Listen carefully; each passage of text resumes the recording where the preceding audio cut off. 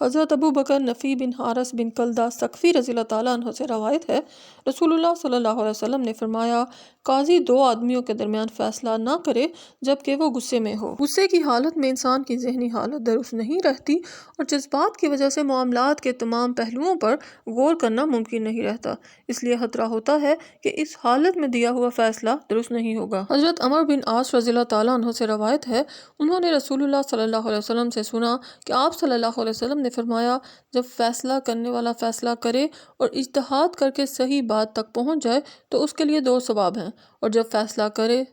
لیکن اجتہاد کرنے میں سے غلطی ہو جائے تو اس کے لیے 1 ثواب ہے۔ اجتہاد کے لفظی معنی کوشش کرنا ہے، یعنی یہ مطلب کہ دلائل اور شواہد کی روشنی میں اخلاص کے ساتھ پیش آمدہ مسئلے میں صحیح موقف تک پہنچنے کے لیے پوری توجہ اور کوشش سے سوچ بچار کی جائے، اور یہ فیصلہ کرنے والے کا فرض ہے کہ اپنی طرف سے صحیح فیصلہ کرنے کی پوری کوشش کرے۔ اس کوشش اور اجتہاد کے نتیجے میں صحیح بات سمجھ میں آ جانا اللہ کا فضل ہے، جس کے نتیجے میں حقدار